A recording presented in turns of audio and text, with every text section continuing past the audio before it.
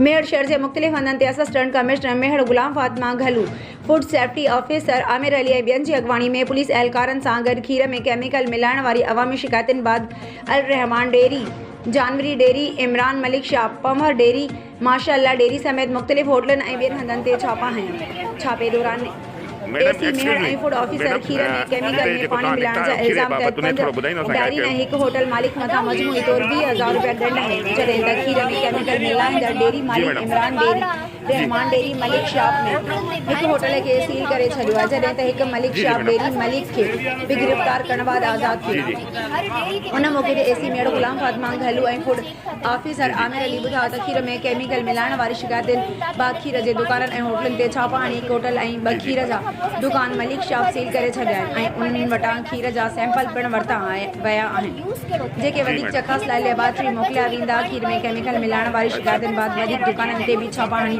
Sample वरिता वेंदा ऐं इंसानी जानियुनि सां खेॾंदड़नि ख़िलाफ़ कानूनी कार्रवाई कई वेंदी। उन मौक़े ते मुख्तियार कार मेहर गुलाम यासीन पवर ऐं ॿिया ऑफिसर डायरेक्ट रिपोर्ट लखा ॾिनो झरकई।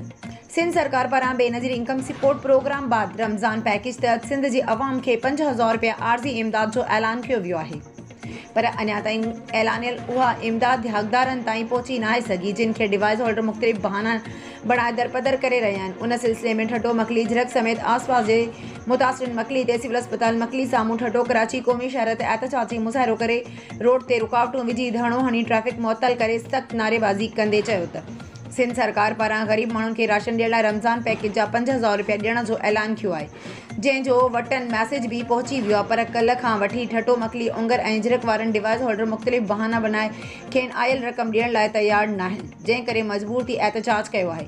हिननि छो त पहिरियां बेनज़ीर इनकम सपोर्ट प्रोग्राम तहत औरतुनि खे परेशान करे उन्हनि जी आयल किस्त मां डिवाइस होल्डरनि वॾी कटौती कई आहे ऐं हाणे असांजी आयल 5,000 रुपयनि मां बि कटौती करण जो सोचे रहिया आहिनि, जंहिं करे हू मुख़्तलिफ़ बहाना बनाए असांखे कल्ह खां वठी परेशान कयो पियो वञे।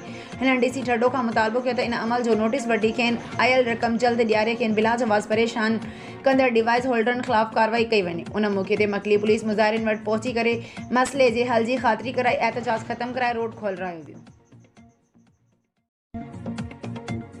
दादू जूही आबपाशी खाते सिंध ठेकेदारनि जी सिंध एमरजेंसी रिलाउंस फिंडर्स FP बंद जी ऊंचाई तामीर मरम्मत वारे फ्रॉड जो रास फाश। बंद जी नाकारा हिस्सनि खे छॾे ठहियल हिस्सनि ते हिकु पटरालियूं बंद जी भरिसां मशीनरी बिहारे फोटो सेक्शन बॉक्स बिलनि ज़रिए अरबें रुपयनि जी करप्शन जालसाज़ी जो इंकिशाफ थियो आहे। जूही FP बंद जी ऊंचाई मज़बूती वारो अरबें रुपयनि जो कमु जुगाड़ी निकितो। बंद ते नाले मादर मिटी विझी लेवल करे बंद जी तामीर मज़बूती जो फ्रॉड करप्शन मंज़र आम ते अची वियो, जॾहिं त मानसून वेझो अचण बावजूदि जूही शहर लॻ बंद खे पियल घारनि जी मज़बूती बंद जी नाक़स हिस्सनि जो कमु न थी सघियो आहे। मक़ामी ॻोठाणनि जी एहतजाज जो कंहिं बि नोटिस न वरितो। उन ॾिस में खीरथड़ नई गाज नाले पहाड़ी पाणीअ जे वहिकरनि जी पाणीअ वारी ॿोॾ खां बचाइण बंद जे तामीर ऊंचाई मज़बूती वारो मनसूबो हिकु दफ़ो ॿीहर करप्शन फ्रॉड जे वर चढ़णु लॻो। FB बंद जो कमु कराईंदड़ सिंध रिलायंस प्रोजेक्ट SRP तरफ़ां ॿियनि कंपनियुनि ठेकेदारनि पारां नाक़स गैर मयारी FP बंद जो मंचर बंद ताईं हलंदड़ FP बजाए बंद जे कम में जुगाड़, जॾहिं बंद खे पयल घरनि खे बंदि न कयो वियो आहे। आबपाशी खाते जे अमलदारनि नालो ज़ाहिर न करण ते ॿुधायो त SRP इंतिज़ामिया FP बंद खे मज़बूत करण बदिरां हथ सां कटे कमज़ोर कयो पियो वञे, जॾहिं त नाक़स हिस्सनि खे अञा ताईं मरम्मत न कई वई आहे। ॿिए तरफ़ जूही ब्रांच जे किनारे खे क्रेन मशीन सां मिटी पटे लेवल करे ॿाहिरियां मिटी घुराइण जा बॉक्स बिलनि ज़रिए करप्शन जा रिकॉर्ड टोड़िया पिया वञनि। खैबर मां अवां खे ख़बर ॾींदा हलूं। अज़ीज़ गुल खैबर जी रिपोर्ट मुताबिक़ खैबर वेझो यूनियन काउंसिल फ़कीर नूह होथियाणी अंदर खंजू स्टाप ऐं भरपासे जे ॻोठनि दरियाखान ट्यालपुर अगम वसाण मेवो साईवाल सूबदार लाशारी दरगाह फ़कीर नूह होथियाणी मूसा शोरो मोहम्मद अली संगरासी खंजो स्टाप काज़ियाबाद कॉलोनी लालू माशी सालिह जवान जबल खोसो खादिम हुसैन खोसो ज़वार अली बख्श खोसो मुरीद खोसो पुनू साईवाल ऐं ॿियनि सभिनी नंढनि वॾनि ॻोठनि में मच्छरनि जो आज़ार वधी वियो आहे, जंहिंजे करे माण्हू रातियूं जागी गुज़ारण ते मजबूर आहिनि, जॾहिं त चौपायो माल पिणु राति जो टपा ॾेई रहियो आहे। मच्छरनि जे आज़ार जे करे माण्हू मुख़्तलिफ़ मूज़ी मर्ज़नि मलेरिया ख़ारिश बुखार ऐं ॿियनि मर्ज़नि में वकोड़जी विया आहिनि। जॾहिं त सिहत खाते समेत ज़िले मटियारी जी इंतज़ामिया उन सिलसिले में को बि उपाउ न वरितो आहे। मच्छरमार स्प्रे न थियण जे करे इलाइक़े वासी सख़्त तकलीफ़ुनि खे मुंहुं ॾेई रहिया आहिनि। उन हवाले सां ॼाणायल इलाइक़नि जे रहवासियुनि सभिनी वसवारनि खां मुतालबो कयो त जल्द ॼाणायल इलाइक़नि में मच्छरमार स्प्रे कराए इलाइक़े वासियुनि खे मच्छरदानियूं ॾेई संदन तकलीफ़ दूर कई वञे। डायरेक्ट रिपोर्ट लखा ॾिनो झरकाई। बैंक ऑफ पंजाब जे ताउन सां अॼु किंझर फिशरीज़ ऑफिस में 11 बेड़नि जी इफ़्तिताही तक़रीब रखी वई। तफ़सील मूजिब किंझर कंजरवेशन नेटवर्क जे ताउन सां बैंक ऑफ पंजाब तरफ़ां किंझर जे 11 माहिगिरनि खे बैंक लोन ज़रिए 11 बेड़ियूं मशीनूं ऐं रिश ॾियारिया विया। मशीन जे वापारी अब्दुल ख़ालिक हिलायो ऐं अली नवाज़ हिलायो जे शख़्स ज़मानत सां 6 लख जी लोन बैंक ऑफ पंजाब जे तरफ़ां सेंटर हलाया। 11 माहिगिरनि खे बेड़ियूं रिश ऐं मशीनियूं आसान क़िस्तनि ते ॾिनियूं वयूं। उहा रक़म बेड़ीअ वारो पहिरें महीने में 11,000 बाक़ी 5 सालनि ताईं 10,000 रुपया माहिवार क़िस्त ॾींदा। बैंक तरफ़ां 5,40,000 ऐं बेनिफिशरीज़ खे 60,000 रुपया संदसि अकाउंट में जमा कराइणा आहिनि। इहे टोटल 6 लख रुपया विंडर ज़रिए बेड़ी रिश ऐं मशीन ते ख़र्च करे बेनिफिशरीज़ खे मुकमल सेट ठाराए ॾिनो वियो आहे, जंहिं जे ज़रिए हिन वक़्तु हू बहितरीन गुज़र सफ़र करे रहिया आहिनि। जॾहिं त लोन ते फ़क़ति 50% बैंक पंहिंजो मुनाफ़ो रखियो आहे। इफ़्तिताही तक़रीब में बैंक ऑफ पंजाब एग्रीकल्चर जे हेड सरफराज़ हुसैन साहब, director fisheries Habibullah Narejo, RBH bank of Punjab Nazir Ahmed Barfat, KCN जो सदर Anees Hilayo Mohammad, joint director bank of Punjab Mohammad Azam साहब ख़िताब कयो ऐं बैंक ऑफ पंजाब तरफ़ां माहिगिरनि खे 5% मारिक अब्ते बेड़ियुनि लाइ ॾिनल लोन जी वाखाण कई ऐं किंझर जे मलाहनि खे मुबारकूं पिण ॾिनियूं। उन मौक़े ते director fisheries inland Hyderabad, deputy director fisheries Munawar Lal, general secretary KCN Irshad Ali Gandro, Keenjhar hatchery operator Munawar Ali Chachar, Mohammad Ibrahim Gandro, Murtaza Siddique Gandro, Niaz Ahmed Hilayo ऐं किंझर जे मलाहनि वॾी तादाद में शिरकत कई। किंझर कंजरवेशन नेटवर्क तरफ़ां प्रोग्राम में शिरकत कंदड़ महिमाननि खे अजरकूं पारायूं वयूं।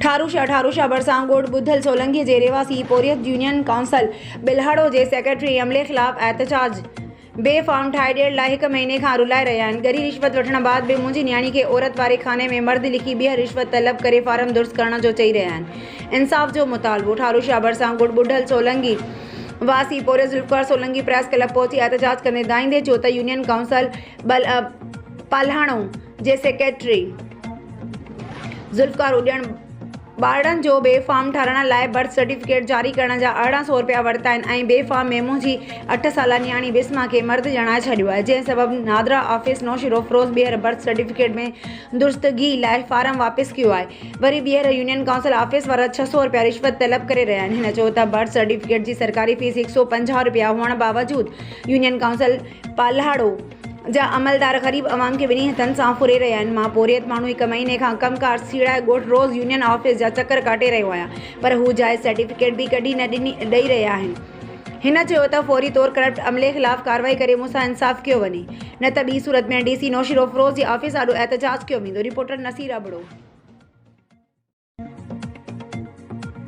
Sanghar report bureau chief Ghulam Qadir Khairi Sanghar अवामी प्रेस क्लब सांगड़ जे वफ़द जी ताज़ा मुक़र्रर SSP सांगड़ इजाज़ अहमद शेख सां मुलाक़ात दौरान अमन अमान समाजी बुराइनि समेत अहम इशूज़ बाबति ॻाल्हि ॿोल। उन मौक़े SSP सांगड़ इजाज़ अहमद शेख अवामी प्रेस क्लब सांगड़ जी वफ़द खे यकीन ॾियारो मुंहिंजी पहिरीं तरजीह अमन अमान आहे, उन लाइ मौसर क़दम खयां आहिनि। 1 हफ़्तो खां बि घटि टाइम में उन जी रिज़ल्ट अवाम आॾो आहे, जंहिंमें वॾी कामयाबी मिली आहे। मंशात जो जुआ समाजी बुराइनि ख़िलाफ़ कार्रवायूं जारी आहिनि। जल्द उन माफ़िया ख़िलाफ़ क्रैक डाउन करे उन जे पाड़ पटबे। अवाम जे लाइ मुंहिंजा दरवाज़ा हमेशह खुलियल आहिनि। वफ़द पारां SSP सांगड़ इजाज़ अहमद शेख पारां अमन अमान ऐं समाजी बुराइनि ख़िलाफ़ खयल क़दमनि खे सारायो ऐं भरपूर साथ ॾियण जो ऐलान कयो। वफ़द में अवामी प्रेस क्लब सांगड़ सदर Riaz Ahmed Jat, chairman working committee Abdul Ghaffar Nizamani, general secretary Mithu भाई, नायब सदर Mohammad Usman Ronjho, vice chairman working committee Javed Iqbal, Ghulam Qadir Khairi, joint secretary Mushtaq Khoso, Mahesh Meraj, Akhtar Hussain ऐं ॿिया शामिल।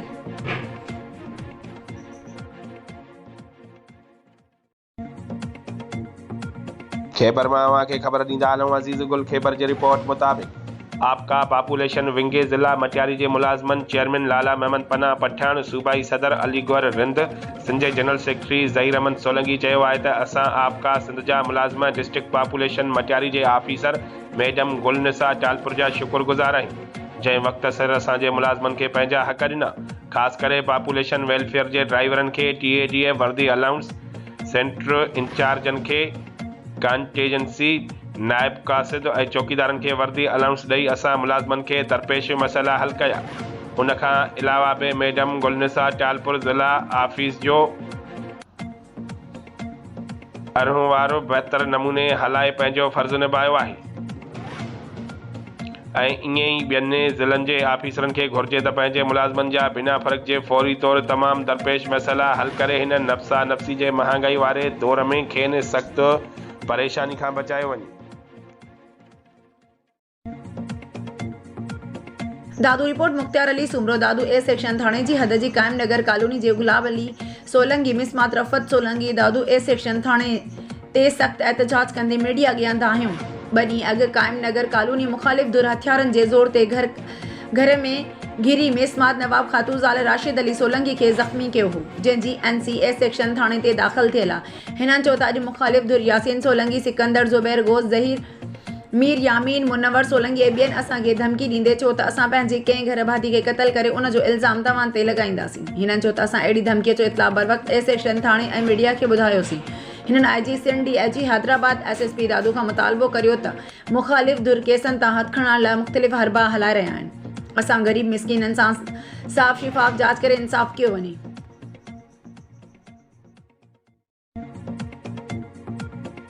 Bureau chief Sindh MD Munir Lashari जी रिपोर्ट मूजिब मेहड़ MNA मुसरत रफ़ीक मैसर PP तालके मेहड़ जो सदर महमूद अली ख़ान मैसर जी कोशिशुनि सां UC काज़ी आरिफ जे ॻोठ नूर मोहम्मद जिसकाणी जी मेन रोड जो कारपेट जो कम तेज़ी सां जारी आहे। रोड जो कम थियण ते ॻोठणनि ख़ुशीअ जो इज़हार कंदे चयो त असां मुसरत रफ़ीक मैसर ऐं महमूद ख़ान मैसर जा बेहद शुक्रगुज़ार आहियूं। ॿिए तरफ़ PP MNA मुसरत रफ़ीक मैसर ऐं PP तालके मेहड़ जे सदर महमूद ख़ान मैसर साफ़िन सां ॻाल्हाईंदे चयो आहे त PP सदाईं अवाम जी ख़िदमत कई आहे। UC काज़ी आरिफ ऐं ॿियनि ॻोठनि में बि कम कराया आहिनि, बाक़ी रहियल कम बि जल्द खां जल्द कराईंदासीं। हिननि चयो त यूनियन काउंसिल काज़ी आरिफ जी अवाम सदाईं PP खे वॾी लीड सां खटरायो आहे। असांजा दरवाज़ा अवाम लाइ सदाईं खोलियल आहिनि। असां सदाईं अवाम जी ख़िदमत कई आहे।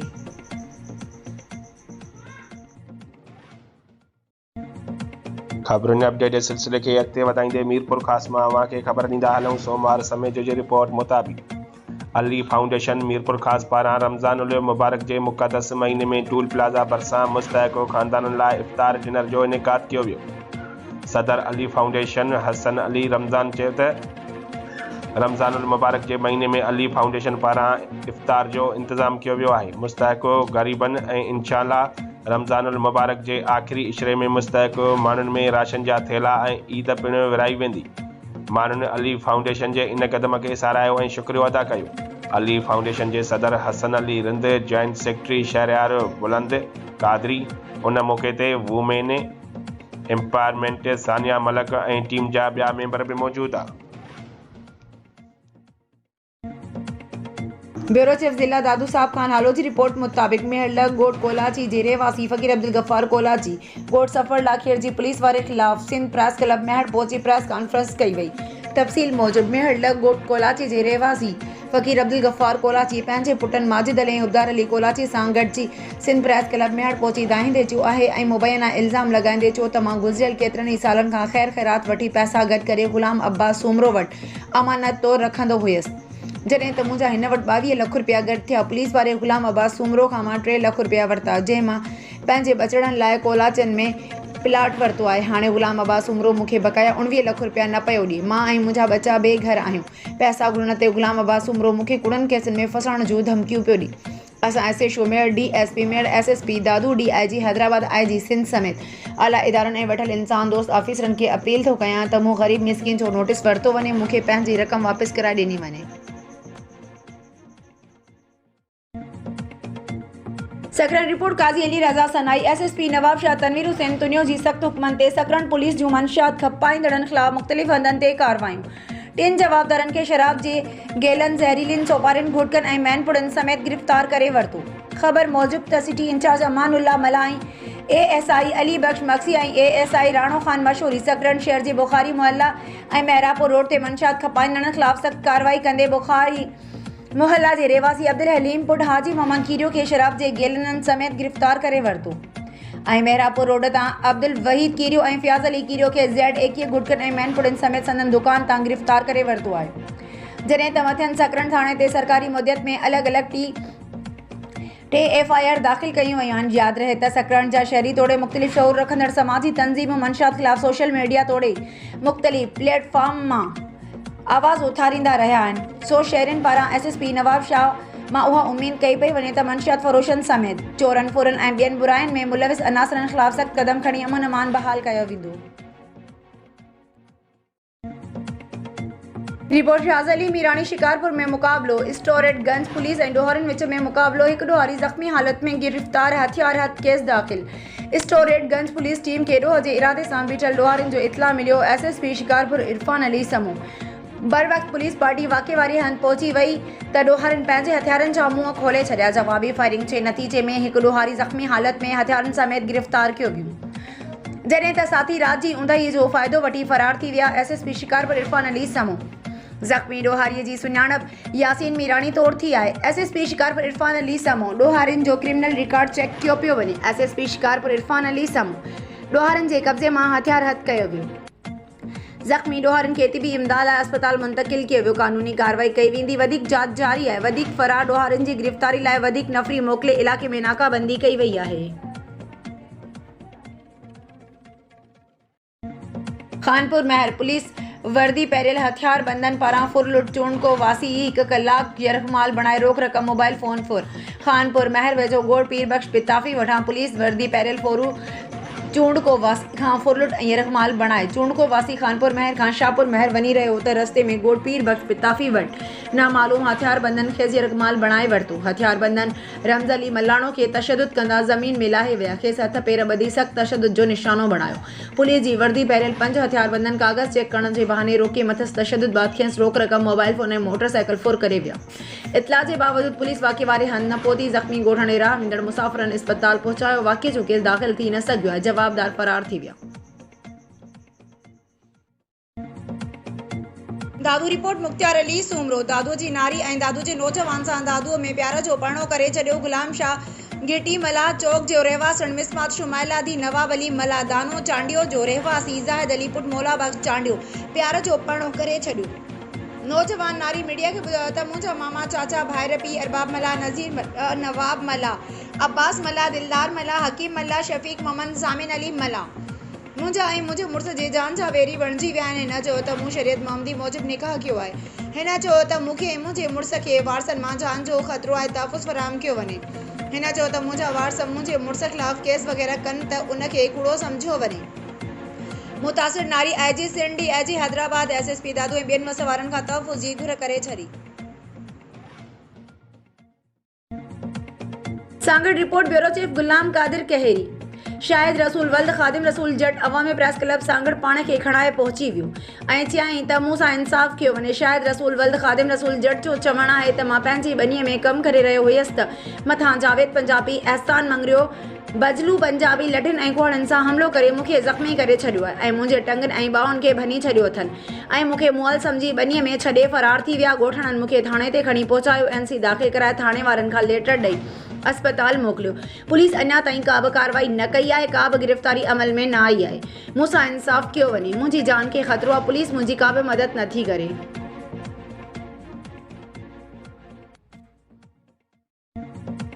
बेनज़ीर इनकम सपोर्ट प्रोग्राम जे डायरेक्टर मोहम्मद मारूफ बांभण जो दबंग ऐलान जेको HBL डिवाइस एजेंट कंहिं बि शहर में मुस्तक़ औरतुनि जी अलकिस जी रक़म राशन जी रक़म समेत ॿारनि जे वज़ीफ़े मां 1 रुपयो बि नाजाइज़ कटौती करे ऐं रक़म जी रसीद फ़राहम न करे उन डिवाइस एजेंट जो नालो ऐं डिवाइस जो नालो लिखी मूंखे हिन नंबर ते 03003101944 व्हाट्सअप कयो। डिवाइस चेक करे तस्दीक कबी। अगर उन डिवाइस तां पैसा वसूल किया विया आहिनि ऐं कटौती थी आहे त उन महिल उहा डिवाइस बंदि कराए डिवाइस एजेंट ख़िलाफ़ FIR दाख़िल कराए ऐं उन डिवाइस एजेंट खे गिरफ़्तार करायो वेंदो। रिपोर्टर सुमार समय जो।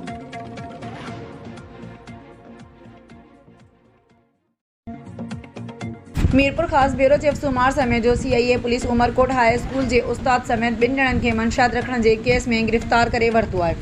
तफ़सील मूजिब CIA पुलिस महमूदाबाद थाणे जी हद में हिक कार खे रोके 2 जवाबदार उमरकोट जे रहवासी गुलाम हैदर गंज़फर अली क़ाइम खानी की गिरफ़्तार कियो वियो आहे।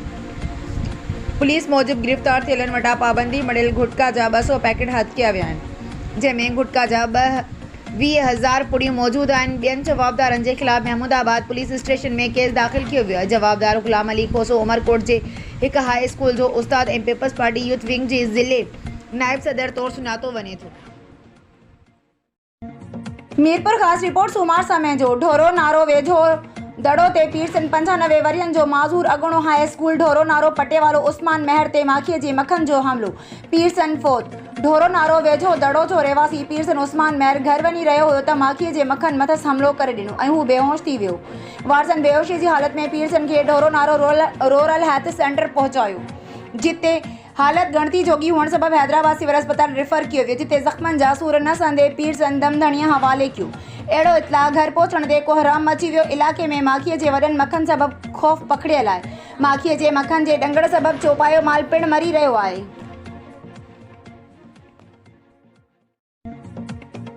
खैबर रिपोर्ट अजीज़ गुल खैबर लगोड़ गाज़ी खान साहिवाल जे प्राइमरी स्कूल जी छत जा चापड़ ओचितो किरी पिया। मौज़ाने तौरु स्कूल जा शागिर्द ऐं उस्ताद महफ़ूज़ रहिया। स्कूल जे ॿारनि में ख़ौफ़ छाइजी वियो आहे। स्कूल जे हेडमास्टर मोहम्मद जुम्मन साहिवाल ऐं रहवासी मोहम्मद शरीफ़ साहिवाल, बालू साहिवाल ऐं ॿियनि मीडिया खे ॿुधायो त स्कूल जी इमारत तमामु घणी पुराणी आहे, जंहिं सबब स्कूल जी इमारत ज़बून हाल बणिजी वई आहे। चापड़ किरण सबब ॿारनि में ख़ौफ़ ऐं रास छायल आहे। चापड़ किरण सबब स्कूल में पयल बेंचूं पिणु टुटी पयूं आहिनि। इमारत ज़बून हालीअ जो शिकार आहे। हिननि उहो बि चयो आहे त बार अहिड़ियूं शिकायतूं तालीम खाते मटियारी ऑफिसर खे पिणु ॾिनियूं आहिनि, पर अञा ताईं को बि खड़तेल न निकितो आहे, जंहिं सबब सवें शागिर्दनि जूं ज़िंदगियूं दाव ते लॻल आहिनि। स्कूल जे हेडमास्टर ऐं ॻोठाणनि सिंध जे वॾे वज़ीर तालीम जे सूबाई वज़ीर DO प्राइमरी ऐं DC मटियारी खे अपील कई आहे त संदनि स्कूल जी ख़स्ता हाल इमारत नएं सिर तामीर कराए सवें शागिर्दनि जे मुस्तक़बिल खे बचायो वञे।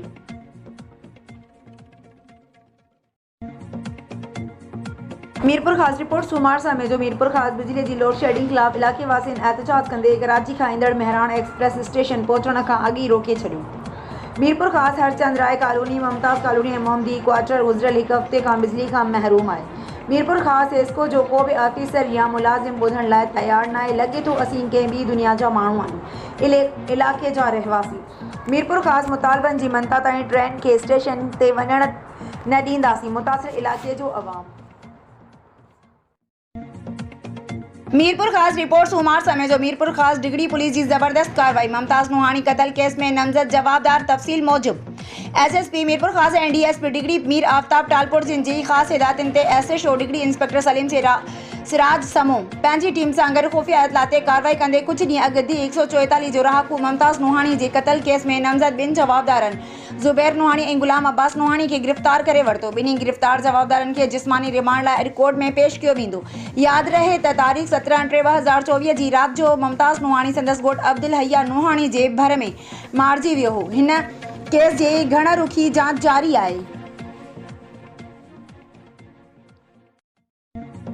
Khyber report Aziz Gul Khyber national highway अकवंद पेट्रोल पंप साम्हूं रोड तां गुज़रंदड़ कंहिं गाॾीअ मां ऑयल हारिजी वियो। केतिरा ई कलाक गुज़रण बावजूद उन हंधि मोटर वे पुलिस न पहुती। रोड ते हारियल ऑयल जे चिकनाहट सबब हैदराबाद खां ईंदड़ तेज़ रफ़्तार बोलान कैरी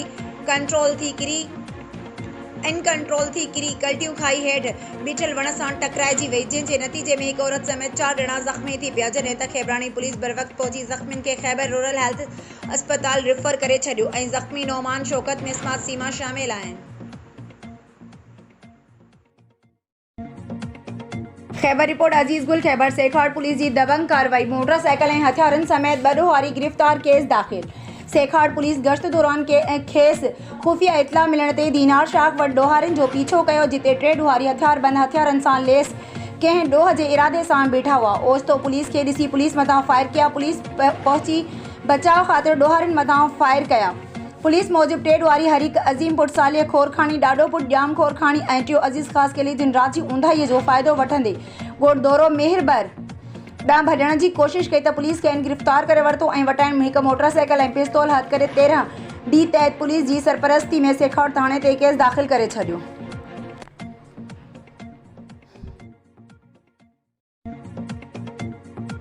मेहर जे ॻोठ अली हैदर झतियाल जे रहवासी औरतुनि मिसमात कुलसूम झतियाल, मिसमात रुखसाना, मिसमात नसरत झतियाल ऐं ॿियनि नेशनल प्रेस क्लब मेहर पहुची जवाबदारनि पारां घरनि ते हमले, घरनि में भञड़ा ऐं घरनि मां सामान खणी वञणु ऐं पुलिस जी ज़्यादतियुनि ख़िलाफ़ नेशनल प्रेस क्लब मेहर पहुची एहतजाजी मुज़ाहिरो कयो। हिननि दाइंदे चयो आहे त ॻोठ अली हैदर झतियाल में 1 महीनो अॻु घलू ऐं झतियाल बिरादरी में ॿिनि धुरियुनि में थियल झेड़े दौरान हिकु ॼणो क़तल थी वियो हुयो, जंहिं बाद जवाबदारनि गुलाम मुस्तफ़ा, गुलाम कादिर, सुधीर, मंज़ूर, दिलबर, हसन दीन घलू ऐं ॿियनि हथियार बंदनि साण करे असांजे घरनि ते काह करे घरनि में पियल 5 तोला सोना ज़ेवर, 7 लाख रुपया रोक रक़म, एयर कंडीशन, फ्रिज, फर्नीचर समेत ॿारनि जा स्कूली सर्टिफिकेट, ज़मीननि जा कागज़ात ऐं समूरो सामान खणी विया आहिनि। हिननि चयो त जवाबदार 1100 मण सारियूं, 500 मण कणिक बि खणी विया आहिनि। हिननि चयो त जवाबदार पुलिस जी मदद सां असांजे घरनि ते कब्ज़ो कयो ऐं असांजे 300 जी रेप ते बीठल कणिक जो फसल खणनि पिया। हिननि चयो त जवाबदारनि खे पुलिस जी सरपरस्ती हासिल आहे। पुलिस जवाबदार ख़िलाफ़ कार्रवाई करण बजाए असांखे घरनि में दाख़िल थियण नथी ॾे। हिननि चयो त पुलिस असांजे दाद फरियाद ॿुधण बजाए मेड़ ए सेक्शन पुलिस ऐं CIA पुलिस असांजे घरनि ते चढ़ाई करे असांजे औरतुनि ऐं ॿारनि मथां तशदुद करे ज़ुल्म जी इंतिहा कई आहे। हिननि घुर कई त जवाबदारनि ख़िलाफ़ कार्रवाई करे असांजे घरनि तां कब्ज़ो ख़तमु कराए असांजो सामान वापसि कराए तहफ़्फ़ुज़ ॾे इंसाफ़ कयो वञे। ॿी सूरत में एहतजाज जो दाइरो वधायो वेंदो।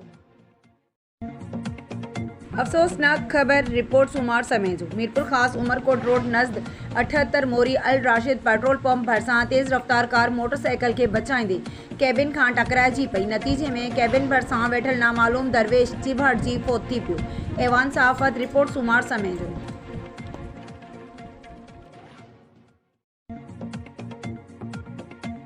Sujawal report Imtiaz Memon DAO education Sujawal Inayatullah Khatti ओस्तो सिजावल जी main girls primary school visit कयो, जिते सभु मास्तरियाणियूं मौजूदु हुयूं। हिन स्कूल में वञी ॿारनि खां सवाल पुछिया, सही जवाब ॾियण ते ॾाढो ख़ुशि थियो। उन मौक़े ते हेड मिस्ट्रेस आपा फरज़ाना मेमन हिन स्कूल जा मसला ॿुधाया ऐं यकीन ॾियारियो त DC सिजावल सां ॻाल्हाए रहियल कम जल्द मुकमल कया वेंदा।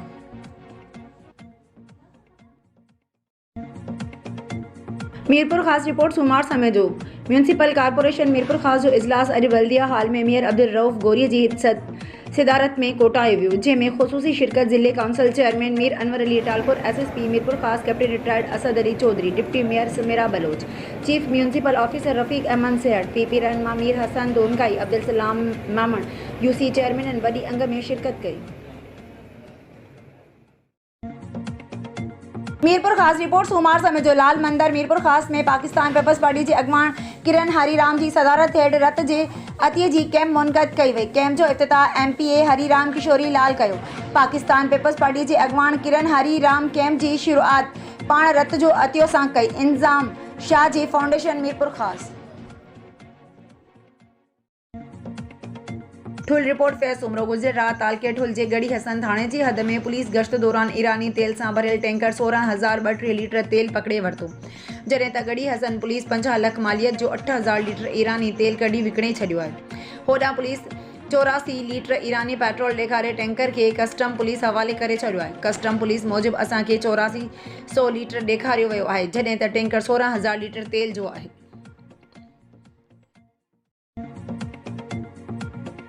रिपोर्ट सूमार समय जो पाणी ज़िंदगी ऐं पाणीअ जे करे ई हिन काइनात में इंसानी ज़िंदगी बाक़ी आहे। अहिड़नि ख़्यालनि जो इज़हार district education officer primary school नबी बख्श गिरगेज़ हैंड्स ऐं यूनिसेफ जे सहकार सां अजरफ क्लब हाल मीरपुर ख़ास में पाणी जी आलमीनगी जे हवाले सां मुनक़द कयल सेमिनार खे ख़िताब कंदे कयो।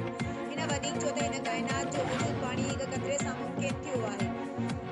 उन मां अंदाज़ो लॻाए सघिजे थो त पाणीअ जी असांजी ज़िंदगीअ में केतिरे क़दुरु ई इफ़ादियत आहे। हिन चयो त माहिरनि पारां मुस्तक़बिल में पाणीअ जी खोट सबबि जंगियूं बि लॻण जी अॻकथी कई वई आहे। उन करे ज़रूरी आहे त असांखे पाणीअ जी अहमियत खे सम्झणु घुरिजे ऐं पाणी ज़ाया थियण खां पासो करणु घुरिजे ऐं मुस्तक़बिल में पाणी जी खोट खे नज़र में रखंदे पाणी महफ़ूज़ करण लाइ नंढा डेम ठाहिणा पवंदा। उन मौक़े ते सिंध जे program manager hands Syed Waseem Shah ऐं ज़िले coordinator hands Mazhar Hussain Kapri hands जी कारकर्दगी बाबति आगाही ॾिनी ऐं चयो त हैंड्स सिंध जे मुख़्तलिफ़ इलाक़नि में पीअण जो पाणीअ जी फराहमी ऐं वॉश ते कमु करे रही आहे ऐं माण्हुनि खे पाणी फराहम करण सां गॾु हैंड्स पंप भी लगाया विया आहिनि, जॾहिं त हैंड्स पंपनि जी मरम्मत कई वई आहे।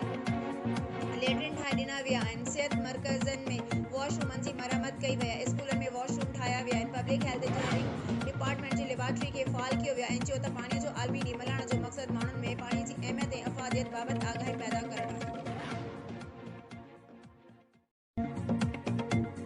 नौशिरो फिरोज रिपोर्ट जुल्फकार अली तगड़ लाखा रोड दर मोहम्मद दायरी जे ॻोठ जे रहवासी मोहम्मद बख्श बिरोही नेशनल प्रेस क्लब पहुची ॿुधायो त मूं तस्लीम शेर सां 27 जनवरी ते प्यार जो परणो कयो हो। नौशिरो फिरोज कोर्ट में पोइ छोकिरीअ जे माइटनि मूंखां फ़ैसिलो करे 3 लाख रुपया बि वरिता। उन खां पोइ क़ुर शरीफ़ ते हथ रखी चयो त छोकिरी ॾे असां ॻोठ वठी वञो मां सां मिली।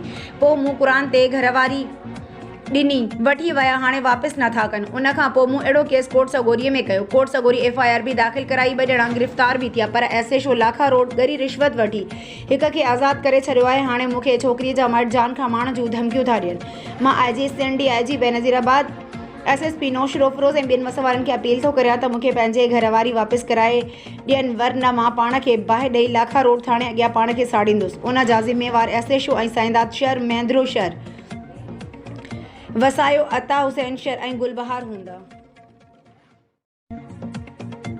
नौशिरो फिरोज रिपोर्ट जुल्फकार अली तगड़ सिंधी अदबी संघर्ष शाह खालाणी जे शाइर अदीबनि ऐं शहरी शरीफ़ सूमरो जाफ़र शाह गरीब अयास लाशारी कुर्बान गाॾई सफ़दर मेमण इक़बाल गाॾई अयास मेमण उदास आलम नादम इम्तियाज़ रियाज़ गाॾई मेहदी सूमरो सॼण खान ऐं नबी बख्श सूमरो जिन बाब आकिल शाह गेट वॾां सिंध जी न्याणी निमाणी प्रिया कुमारी जी बाज़ियाबी जे लाइ हथनि में प्ले कार्ड खणी एहतजाजी रैली कढी।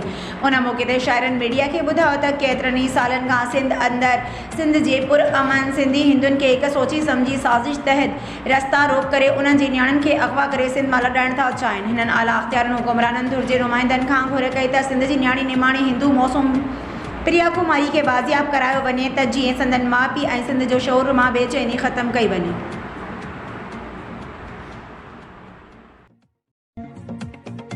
जुही reporter Ahmed Rodnani ward number 3 Ayub dairy colony में गुज़िरियल 9 महीननि खां 100 kV वारो ट्रांसफार्मर सड़ियल आहे। रमज़ान शरीफ़ जे मुक़दस महीने में सेरी ऐं अफ़्तारी में बिजली खां महरूम नंढड़ा ॿारड़ा मच्छरनि जे आज़ार में राति जो निंड नथा कनि। असां AC दादू ऐं SDO झंडो ख़ान जमाली साहब खे अपील था कयूं त महिरबानी करे 100 kV वारो ट्रांसफार्मर ठाराए ॾिनो वञे।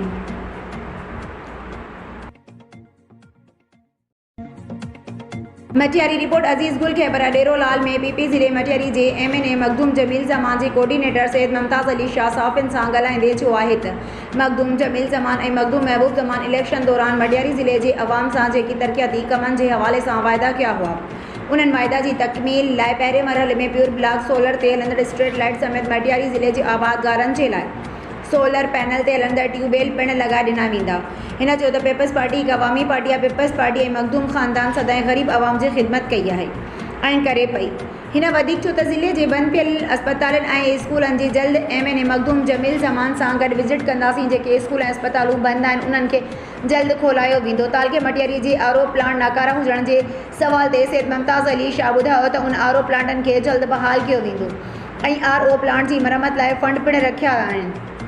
अडेरो लाल में कणक ख़रीदारी मर्कज़ न खुलण जे सवाल ते हिन ॿुधायो त MNA मटियारी मखदूम जमील ज़मान जी कोशिशुनि सां मटियारी तालके जे अडेरो लाल स्टेशन में सेंटर खोलियो वियो आहे, जंहिंजो नोटिफिकेशन पिणु जारी कयो वियो आहे।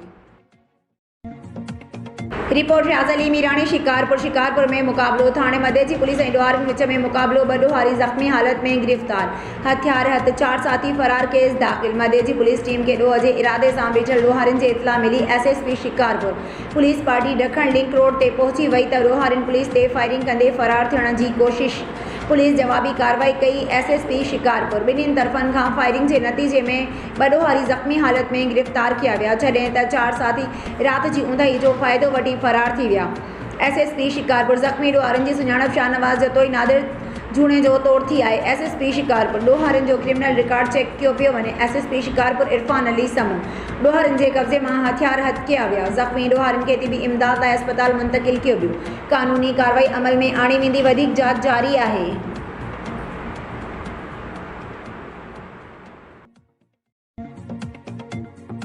सकरन रिपोर्ट काज़ी अली रज़ा सना शहीद Benazir Bhutto veterinary university of animal and sciences सकरन J wise chancellor doctor Syed Farooq अल हसन मुत्तीन खे संदसि तालीमी कारकर्दगी ऐं यूनिवर्सिटी खे आलमी सतह ताईं मुतारिफ़ करण समेत मुल्क जे चइनी सूबनि जे शागिर्दनि जी दाख़िला ऐं पढ़ाई जो बहितर इंतज़ाम करण ते खेसि हुकूमत पाकिस्तान पारां सितारा इम्तियाज़ सां नवाज़ियो वियो। इस्लामाबाद में थियल एवार्ड तक़रीब में खेसि इस्लामी जमहूरिया पाकिस्तान जे सदर आसिफ अली ज़रदारी सितारा इम्तियाज़ ॾिनो, जंहिं बाद wise chancellor professor Syed Farooq अल हसन मुतीन ॻाल्हाईंदे चयो त कमु ऐं कारकर्दगी कॾहिं बि न लिखंदो आहे न ई रायगान वेंदो आहे। मां शुक्रगुज़ार आहियां सदर पाकिस्तान जो जंहिं सितारा इम्तियाज़ सां नवाज़ियो आहे। हिन उहो बि चयो त इंशाअल्लाह कोशिशि कंदासीं त अॻे खां वधीक यूनिवर्सिटी लाइ ख़िदमतूं कयूं त जीअं हितां तालीम हासिल कंदड़ शागिर्दनि ऐं शागिर्दाणियूं पंहिंजनि इलाइक़नि में वञी मुल्क ऐं क़ौम जी ख़िदमत करे सघनि।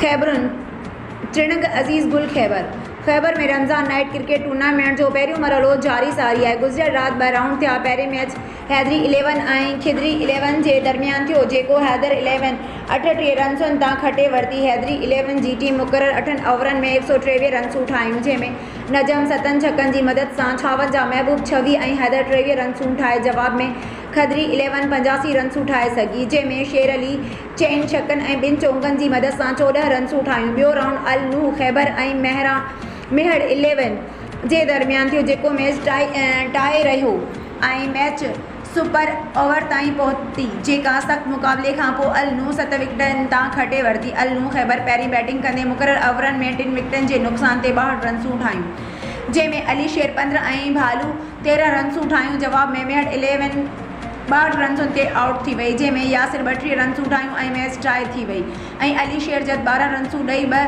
विकेटूं वरितियूं, जंहिंखां पोइ मैच जो सुपर ओवर थियो, जंहिंमें मेहर 11 पहिरीं बैटिंग कंदे 3 रन्सूं ठाहियूं। जवाब में अल नूह खैबर बग़ैर नुक़सान जे 4 रन्सूं ठाहे मैच खटे वरिती। अॼु हिकु ई राउंड थींदो, उन खां पोइ क्वार्टर फाइनल थींदा।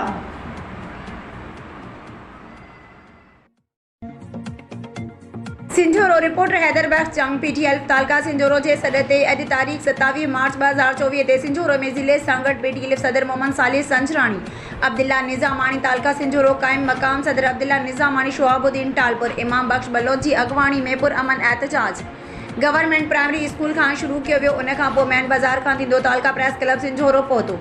एहतजाज कंदड़ चयो त हुकूमत खां मुतालबो कयूं था त सिंध में बेगुनाह उस्तादनि खे क़तल कंदड़ ख़िलाफ़ एक्शन वरितो वञे।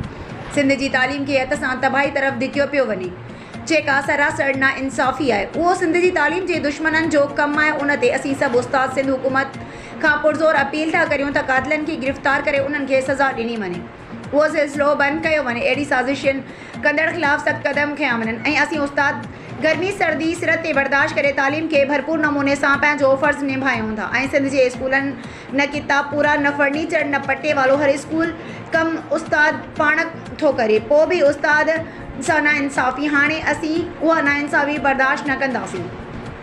सिंध जे ग़रीब मिसकिन मारोड़नि जे नंढनि मौसूमनि जी तालीम जे ज़ेवर खे बचायो ऐं उस्तादनि सां बदअमानियूं नाइंसाफ़ियूं ख़तमु कयो, उस्तादनि जी इज़त खे तहफ़ुज़ ॾियो। असां अॼु तालका सतह ते एहतजाज कयोसीं, हाणे असीं तालका खां पोइ ज़िले सतह ते कंदासीं, उन खां पोइ पूरी सिंध जा उस्ताद गॾिजी सिंध असेंबलीअ जो घेराव कंदासीं। मीरपुर ख़ासि रिपोर्ट। सूमार समय जो ॻोठ जा ओबाश माण्हू रस्ते तां लंघंदड़ औरतुनि खे मुख़्तलिफ़ तरीक़नि सां तंग कनि था। अहिड़ी शिकायत इलाइक़े जे मोज़िज़ माण्हुनि खे ॾियण ते बासरनि पारां तशदुद जो निशानो बणायो वियो। अहिड़ो इज़हार इस्लाम ॻोठ थाणे जी अध ॻोठ अबन जोतड़ वासी ॻोठाणे सरवन कूली पंहिंजी अमर राधा कूली सां गॾु मीरपुर ख़ासि पहुची साफ़े न ॻाल्हाईंदे कयो। सरवन कूली वधीक चयो त ॻोठ जा ओबाश ऐं मवाली क़िस्म जा माण्हू डानो कूली कलंदर लंजू भाणियूं ऐं वालजी कूली जेकी रस्ते तां ईंदड़ वेंदड़ औरतुनि खे जिन्सी हिरासत करण समेत दोस्ती रखण लाइ ज़ोर भरींदा आहिनि ऐं नियाणियुनि खे ज़ोरी रस्ते ते रोके फ़हशी हरकतूं कनि था, जंहिं करे ॻोठ जूं नियाणूं घर खां ॿाहिरि निकिरण ते ख़ौफ़ में मुब्तला आहिनि। असां मजबूर थी अहिड़ी शिकायत इलाइक़े जे मोज़िज़ माण्हुनि खे ॾिनी त ओबाश मवालियुनि खे रोकियो वञे। जंहिं बाद ॼाणायल बासरन मच्छर जी असांजे घर ते कहा करे मूंखे तशदुद जो निशानो बणाइण बाद मुंहिंजी पीर सिर अमड़ खे धिका ॾेई वारनि मां झले तज़लील कई वई, जॾहिं त किथे शिकायत जी सूरत ॼाणायल ओबाश माण्हू कूड़नि केसनि में फसाइण समेत मौतमार धमकियूं ॾेई रहिया आहिनि, जॾहिं त अहिड़ी शिकायत हद जी पुलिस खे ॾियण बावजूदि को बि तदारक न थियो आहे। ॼाणायल माण्हुनि मां ख़तरो आहे। मजबूर थी ॻोठाणे ऐं संदसि अमड़ वास्तेदार अख़्तियारनि खां पुरज़ोर मुतालबो कंदे चयो त मामले जो नोटिस वठी ॼाणायल बासरनि जी ज़ादतियुनि खां निजात ॾियारे इंसाफ़ ऐं तहफ़ुज़ फराहम कयो वञे। पीरोनमल खां रिपोर्टर अता मोहम्मद खान पठान जी रिपोर्ट मुताबिक़ तफ़सील मूजिब SSP सांगड़ एजाज़ अहमद शेख जी अॻवानी में ज़िले पुलिस सांगड़ जो मंशियात फ़रोशनि ख़िलाफ़ क्रैकडाउन, जंहिंजे नतीजे में SHO शाहपुर चाकर चर्च जे डीलर ज़ुहैब हसन खोखर खे गिरफ़्तार करे संदसि कब्ज़े मां 550 ग्राम चर्च करे वरिती। इंचार्ज CIA सांगड़ अकबर खान वरी मंशात फरोश अली शेर खासकली के गिरफ्तार करे संदस कब्जे में 1100 गुटखा पुड़ियों हथ करे वरतियूं जडें त S H O तालका PS Mohammad Azam बंगवार मंशात फरोश जे कुमार के गिरफ्तार करे विजय कुमार के गिरफ्तार करे संदस कब्जे में 550 गुटखा पुड़ियों हथ करे वरतियूं SHO पीरो मल मोहम्मद इसाक संग्रासी मंशात फरोश अब्दुल वहीद खासकली के गिरफ्तार करे संदस कब्जे में 440 गुटखा पुड़ियों हथ करे वरतियूं SHO बेरानी वसीम अहमद अरबाब मंशात फरोश रफ़ी मोहम्मद मक्सी के गिरफ्तार करे संदस कब्जे में 500 गुटखा पुड़ियों हथ करे वरतियूं उन खां अलावा SHO सांगड़ गुलजार अली मरी मंशात फरोश अब्दुल हक टहलानी के गिरफ्तार करे 20 लीटर देसी शराब हथ करे वरतो SHO के प्रोग्राम हुसैन वासवाणो मंशात फरोश शहबाज जट के गिरफ्तार करे संदस कब्जे में 660 गुटखा पुड़ियों हथ करे वरतो जडें त ॿी कार्रवाई में मंशात फरोश सूमरो पुली के गिरफ्तार करे संदस कब्जे में 3 लीटर देसी शराब हथ करे वरतो गिरफ्तार थियल मंशात फरोशन खिलाफ मंशात एक्ट जे कलमन तहत केस दाखिल किया विया आहिनि। ख़बरुनि अपडेट जे सिलसिले खे अॻिते वधाईंदे काज़ी अहमद मां खे ख़बर ॾींदासीं। साहिल लाखो जे रिपोर्ट मुताबिक़ काज़ी अहमद में मुस्कान वोकेशनल इंस्टीट्यूट तरफ़ां केयर काउंसलिंग जो प्रोग्राम मुनक़िद कियो वियो जंहिंमें डिस्ट्रिक्ट हेड नियाज़ हुसैन उजड़ प्रोफेसर शाहनवाज़ उन्नड़ वली मोहम्मद जोखियो TCF ज़िलाई officer Mohammad Iqbal Unnar principal higher secondary school Nawab Wali Mohammad Aftab Shah Soomro Asim Abbasi press club Kazi Ahmed general secretary Sahil Lakho teachers ऐं स्टूडेंट वॾे अंग में शिरकत कई। उन मौक़े ते मुक़ररीन ॻाल्हाईंदे चयो त टेक्निकल ऐं हुनरी तइलीम हिन वक़्त जी अहम ज़रूरत आहे। पूरी दुनिया में हथ जे हुनर खे पसंदि कयो वञे थो ऐं सिंध जी सक़ाफ़त ॾे तोड़े ॿियनि मुल्कनि में मशहूरु आहे। सिंध हुकूमत बेनज़ीर भुट्टो जे नाले सां मनसूब हुनरी ऐं टेक्निकल प्रोग्राम शुरू करे नौजवान बेरोज़गार औरतुनि ऐं मर्दनि लाइ हिकु बहितरीनु मौक़ो फ़राहम कयो आहे जिते 4 महीननि जा शार्ट कोर्स कराए नियाणियुनि ऐं नौजवाननि खे वज़ीफ़ो ऐं तजुर्बे जा सर्टिफिकेट पिणु ॾिना वञनि था। ज़रूरत इन ॻाल्हि जी आहे त हिन प्रोग्राम मां नौजवान मर्द औरतूं वधि खां वधि फ़ाइदो वठनि। मुस्कान सेंटर गुज़िरियल कुझु सालनि खां काज़ी अहमद में कमु करे पियो ऐं नौजवाननि खे तरबियत ॾेई मुख़्तलिफ़ निजी ऐं सरकारी इदारनि में रोज़गार ॾियारियो आहे। आख़िर में तरबियत दौरान निमाया पोज़ीशन्स हासिल कंदड़ शागिर्दनि खे इनामात ऐं शील्डूं पिणु ॾिनियूं वयूं।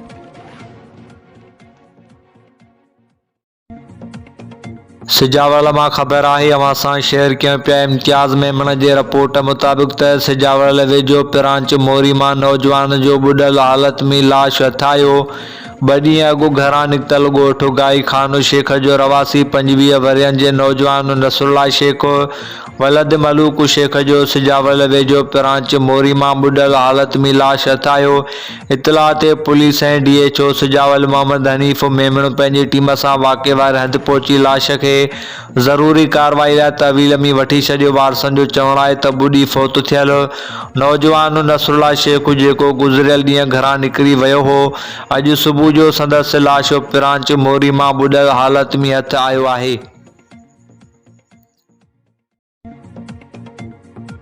रिपोर्ट रियाज़ अली मीरानी शिकारपुर पुलिस जी कोट शाहू कच्चे वारे इलाके में ऑपरेशन SSP शिकारपुर इरफान अली समो जी अगवानी में कोट शाहू कच्चे में ऑपरेशन जारी आहे। डोहारनि जा रिहाइशगाह तबाह 3 शख्स गिरफ्तार SSP शिकारपुर इरफान अली समो APC चैन समेत वॾी नफ़री कोट शाहू जे कच्चे में डोहारनि खिलाफ ऑपरेशन में मसरूफ़। SSP शिकारपुर इरफान अली समो ऑपरेशन दौरान केतिरनि डोहारनि जूं पनाहगाहूं तबाह कयूं वयूं। SSP शिकारपुर इरफान अली समो डोहारनि जी मौजूदगी जी इतला ते कोट शाहू जे कच्चे वारे इलाके में मुख़्तलिफ़ हंधनि ते ऑपरेशन कई वई।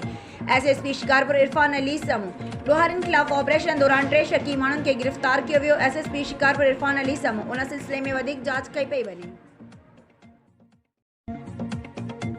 मीरपुर ख़ासि रिपोर्ट सूमार सां मेजो जे इलाइक़े सेटेलाइट टाउन वारे इलाइक़े सिलाई मशीन वारे सेंटर ते हलंदड़ बेनज़ीर इनकम सपोर्ट प्रोग्राम जे आयल वज़ीफ़े मां गैर क़ानूनी तौर ते कटौती जो सिलसिलो वॾे पैमाने ते सरेआम जारी। मीरपुर ख़ासि पुलिस ख़ामोश मुस्तहिक औरतुनि पारां BISP जे मरकज़ी चेयरमैन शाज़िया अता मरी खां नोटिस वठण जी अपील।